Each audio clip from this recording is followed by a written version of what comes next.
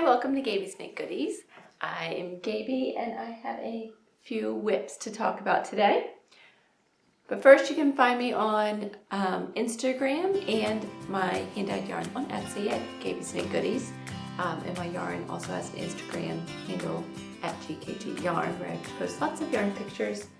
And yeah, welcome.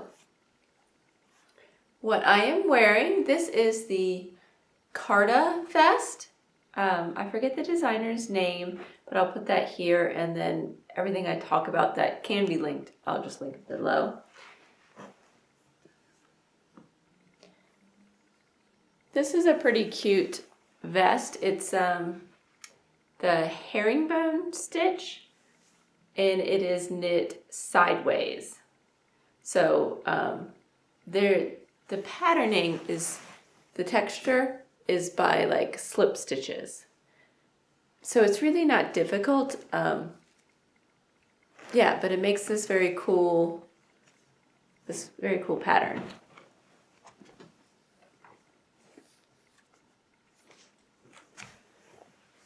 And it has a high neck. I have one snap. I am contemplating, I debated when I finished this, and I'm still kind of debating on doing like the two, like the loops and the like toggle buttons like she has in her pattern sample. But I don't know, for now this works well. And it's good to wear when it's not, it's just slightly cool, but still kind of warm. But you want something a little more fallish, so this works quite well for that. All right, let's see. Let's get into the knitting works in progress. Then I have a little bit of crochet to show you.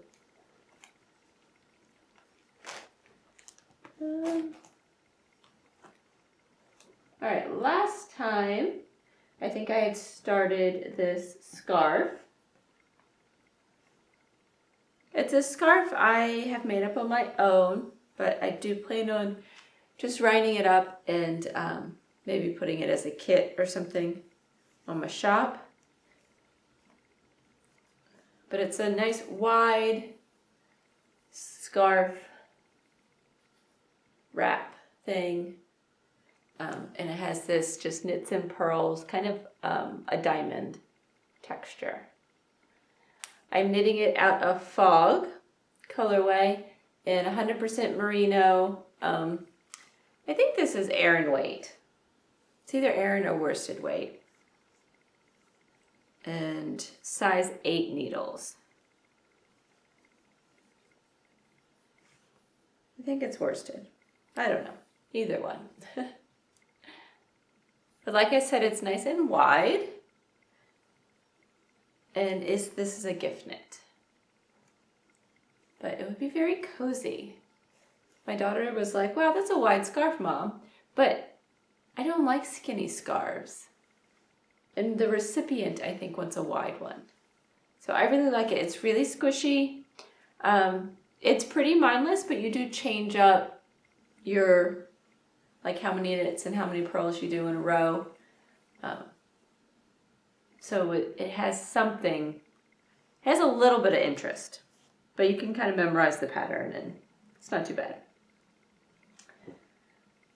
All right, my next whip. I wish I wasn't in the middle of a row for this one. That would have been nice to not be in the middle of a row, but maybe it'll be all right. This is like a cardigan jacket type thing. I think it's called the like Simply Me jacket by Nora something, starts with a G. So it is an all over garter stitch. I'm using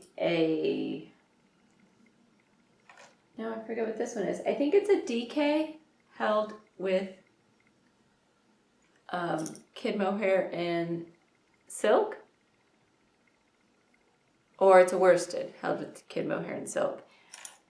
Like I said, it's all over garter and it's a size 10 needle. So I think it's a worsted and a lace combined. So it kind of makes an Aran weight.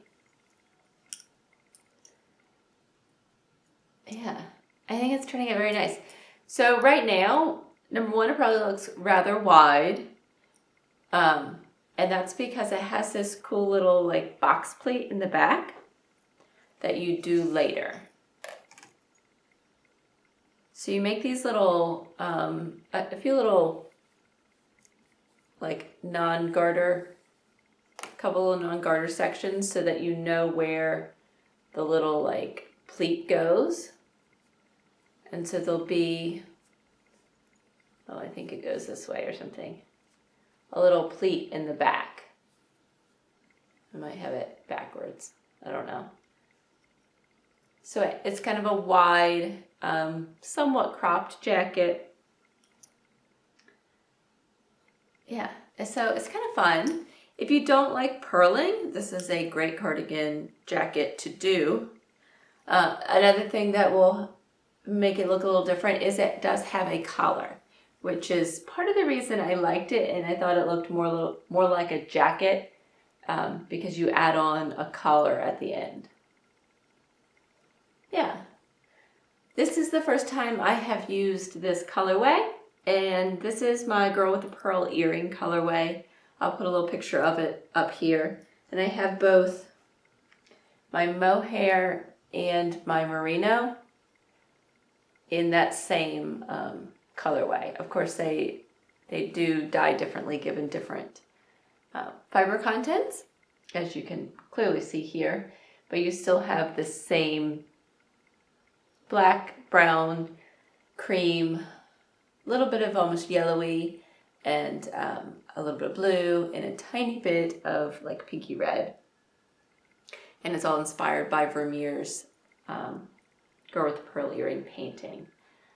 And so, yeah, I think it captures the colors quite well in that painting. And this is just it's kind of fun to do. It's very soft, very squishy, and yeah, I'm excited about it. If you want a mindless knit, but you don't want to do like a blanket or a scarf, this is a great project. After you get through like that initial part where you're doing some just that little straight row for a little bit, stockinette stitch, then you really don't have to pay attention. It is a raglan increases, so you have to do a few increases as you go around, but really easy to memorize. Then you split for your sleeves, and it's really, really mindless. So I'm excited about this. I love to knit garments, but sometimes I have too many pullovers and not a lot of jackets. So, and I feel like I throw on a cardigan or a jacket, especially in the shoulder seasons, more than like wearing my pullovers. My pullovers I wear all winter long, and as the fall actually cools down. But like now in September, when it's cold in the morning, cool in the evening, but warm in the middle of the day, it's really nice to have more of a sweater jacket or a cardigan to put on than a full pullover. Anyway, so I don't feel like I have enough of those.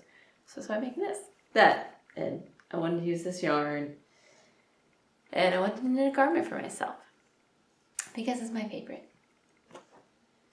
All right, the last thing I'm going to show you in terms of knitting before I get into the crochet projects that I've done recently. And honestly, I don't know if I'm much farther along than I was last time I showed you these. And I've dropped a stitch. Oh well. Oh no, I dropped 2 stitches.